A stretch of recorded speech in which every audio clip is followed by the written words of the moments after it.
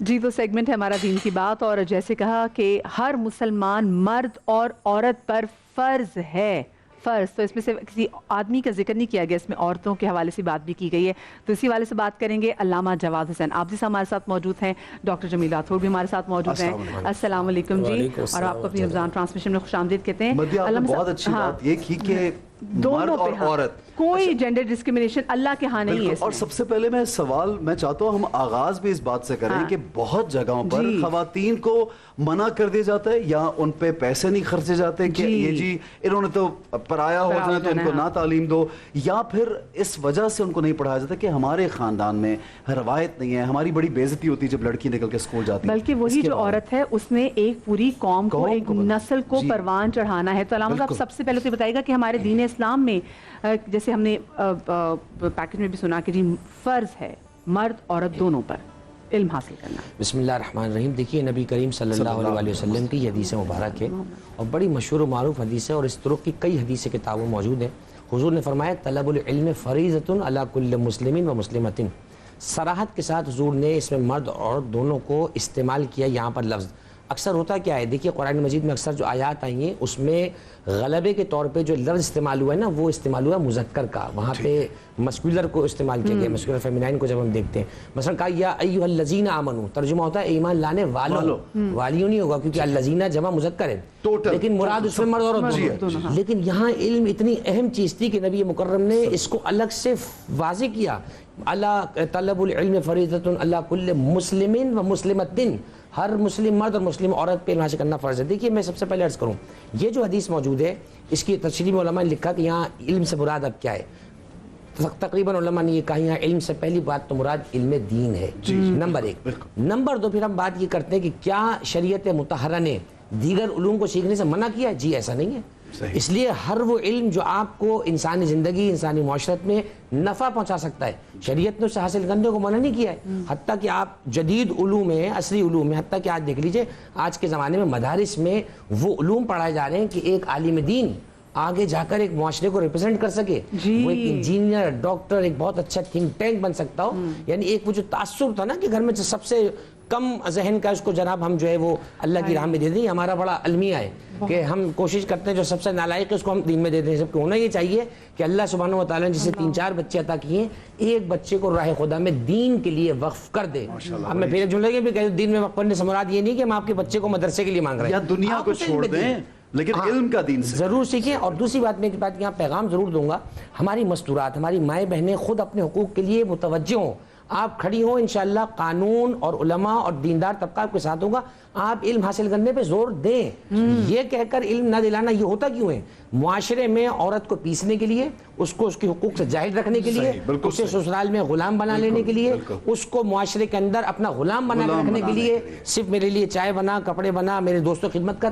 میں یہ سمجھتا ہوں کہ ٹھیک ہے ایک عورت کا گھر خاتون خانہ کے ہونے سے اس کا ایک فریضہ ہے، لیکن کیا اچھی تعلیم اس کا فریضہ نہیں ہے؟ اور بہت اچھا جملہ آپ نے کہا کہ اگر آپ ماں ہی ایسی لا رہے ہیں جو بالکل آپ ان پڑھ خدا نخواستہ لا رہے ہیں تو بچوں سے کیا توقع ہے؟ آپ تو ہیں جاب پر، اب جیسے آپ ماں لائیں ویسے آپ کے بچے۔ تو میں سمجھتا ہوں ایک صحت مند معاشرہ اسی وقت ہو سکتا ہے جب ہر مسلمان مرد اور عورت علوم دینیا کے ساتھ ساتھ علوم دنیا کو بھی حاصل کرے۔ بہت اچھی بات علامہ صاحب نے کہی۔ اور جمیل بھائی آپ یہ دیکھیے کہ جس طرح علامہ صاحب نے اس طرف روشنی ڈالی کہ تعلیم مردوں اور عورتوں کے لیے ضروری ہے، نیپولین کہتا ہے کہ you give me great mothers I will give you great nation, یعنی کیونکہ ایک بچے کی پروان ہی ماں کرتی ہے، چڑھاتی ہے۔ اگر باپ آج کل مصروف ہے، آج کل کیا ہمیشہ سے کام میں یا باہر چلا گیا، مائیں جو ہیں وہ گھر میں تعلیم و تربیت، شعور جس کی آج کل کمی بھی ہے، اس کے بارے میں کیا کہیں گے؟ تعلیم کتنی ضروری ہے؟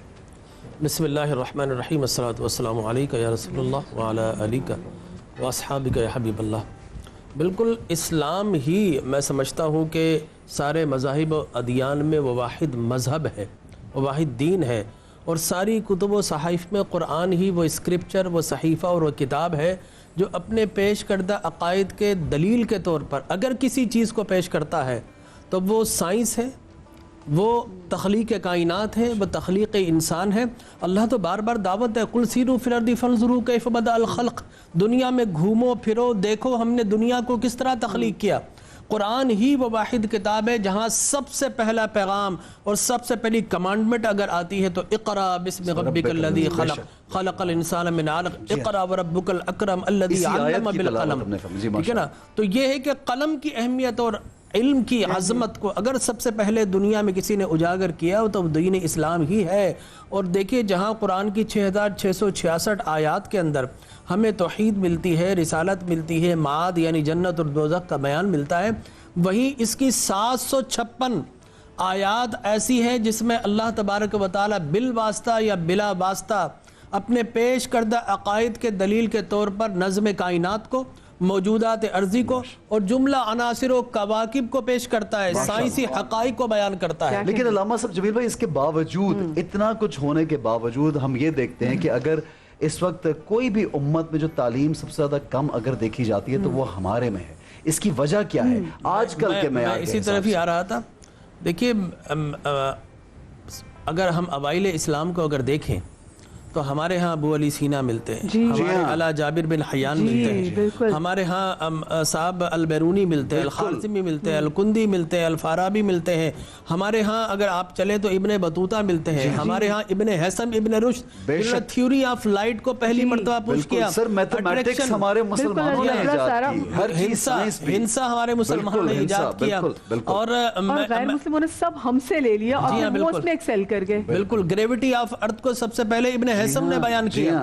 اب آپ دیکھیے ارسطو کی اگر بات کرتے ہیں کہ ارسطوٹس اور یہ فلاسفہ یونان، ان کا علم فقط مشاہدات کی حد تک تھا، وہ پریکٹیکلی انہوں نے کبھی اس پر عمل نہیں کیا، یعنی کنفرمیشن نہیں تھی، مشاہدہ تھا. اب ارسطو خود لکھتا ہے کہ عورت کے لیے، حالانکہ اس کی 2 شادیاں تھی، کہ عورت کے 34 دانت ہوتے ہیں. اس نے فقط نظریہ پیش کیا لیکن کبھی جھانک کر گننے کی زحمت نہیں کی. یہ مسلم سائنسدانوں نے جنہوں نے یہ کام کیا، اور جس وقت یورپ اپنے ڈارک ایجز سے گزر رہا تھا اس وقت قرطبہ، قاہرہ اور بغداد سے علم و ہنر کی قندیلیں پھوٹ پھوٹ کر 4 دانگیں عالم کو روشن کر رہی تھی. اس لیے ہم کہتے ہیں کہ ہمارا دین سراپا علم ہے، ہمارے رسول معلم اعظم ہے، ہماری کتاب کتاب علم ہے. لیکن افسوس کہ جس قدر ہماری تاریخ عظیم علمی کارناموں کی امین ہے، اسی قدر امت مسلمہ آج جہالت کی پسماندگی کے جہنم میں جل رہی ہے. ہماری روایت علمی ہماری بے عملی کی راکھ میں دفن ہو چکی ہے. ہم بھول چکے ہیں کہ جہالت ہماری سب سے بڑی دشمن ہے، مادی ہو، معاشی ہو، اخلاقی ہو یا پھر کسی بھی طریقے ہو، ہماری سب سے بڑی دشمن جو ہے وہ جہالت ہے. اور میں اب آپ کے سوال کی طرف آؤں گا کہ اس کی وجہ کیا ہے. اس کی وجہ یہ ہے کہ دنیا نے یہ دیکھا، اور خاص طور پر سقوط بغداد کے بعد، کہ علم کی بنیاد پر یہ مسلمان ترقی کر گئے ہیں، لہٰذا علم کو سمندر برد کیا گیا، علم کے دروازے ہم پر بند کیے گئے. کچھ جوہلا لا کر بٹھا دیے علماء کے نام پر، علماء سو، جنہوں نے خواتین پر علم کے دروازے بند کر دیے، اور جنہوں نے دین کی نت نئی ایسی انٹرپریٹیشن دی کہ صاحب اگر عورت علم حاصل کرے گی تو دنیا میں فساد آ جائے گا. پہلی ایک وجہ. اور آخری بات یہ کہ وہ قرآن جو ہر دور میں مسلمانوں کو ممتاز و ممیز اور بلند و بالا کرنے کے لیے نازل کیا گیا تھا، اسے ہم نے لپیٹ کر ریشمی غلاف میں تاج کی زینت بنا دی ہے. اور اگر اس کو پڑھتے بھی ہیں نا، فائدہ نہیں اٹھا رہے، پڑھتے بھی ہیں تو احسن بھائی ہم اس لیے پڑھتے ہیں کہ اس سے ہم مباحثہ کس طرح کریں گے، اس سے مناظرہ کس طرح کریں گے، اور اپنی نت نئی مشغافیہ دے کر قرآن کے تراجم کو نت نئے طریقے سے پیش کر امت مسلمہ میں فساد کا سبب تو بن رہے ہیں لیکن تعمیر کا سبب نہیں بن. بہت اچھی بات جو پڑھ بھی رہے ہیں وہ اس طرح سے پڑھے کہ ہم نے اگلے کو دلائل کیا پیش کرنے، وہ بھی کسی اور مسلمان بھائی کو. اچھا خیر، کیونکہ جو شہر علم سے جب ہم اپنا ناتا توڑ دیتے ہیں تو علم ہم تک کیسے آئے گا اگر ہمارا مدرسہ ہی کوئی اور بن جائے گا. اور اگر ہم اس گھر کے والے سے بات کریں تو ہم دیکھتے ہیں کہ یہاں کی تو کنیزیں بھی، ان سے بھی سوال پوچھا جائے تو وہ قرآن سے جواب دیتی تھی. میں بات کر رہی ہوں جناب فضہ کے حوالے سے، جو کہ جناب فاطمہ کی کنیز تھی. تو دیکھیں اس گھر کی یہ، اور دیکھیں ام المومنین عائشہ صدیقہ 2210 احادیث روایت کرتی ہیں. بالکل، اور مختلف کس طرح سے، اور ہم کس طریقے سے ہماری ان خواتین کو، کیونکہ اگر یہ ہماری خواتین जो हमारी अम्माएं हैं ये अगर पढ़ी लिखी ना होती तो आप सोचें कि आगे इल्म हम तक कैसे पहुंचता। बिल्कुल।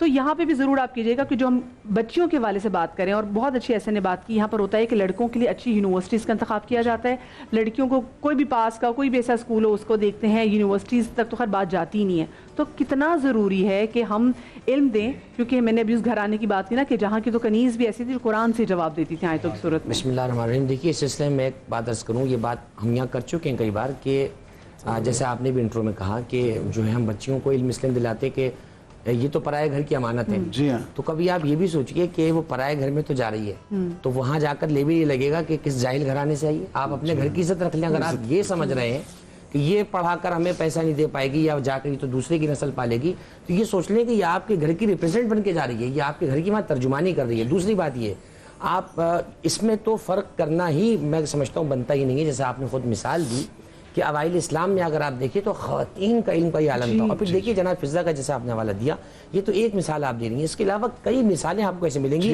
देखिए वो कहावत बड़ी अच्छी है, खरबूजे को देख के खरबूजा रंग पकड़ता है। समझाने के लिए कह रहा हूँ कि आदमी जिसके करीब होता है ना उसके असर को लेता है, उसकी खुशबू को लेता है। आप गुलाब का फूल हाथ में पकड़िए बशर्ती की असली हो, तो फिर आप देखिए कि वो खुशबू आपके हाथ से जाती नहीं। फिर लोग पूछेंगे आपसे कि आपके पास खुशबू आ रही है। तो इल्म की खुशबू मैं समझता हूँ जब आप उनके करीब हैं। आप देखिए 20 साल तक जनाब फिज़ा सलामुल्लाह अलैह ने सिर्फ और सिर्फ कुरान से बात किया है।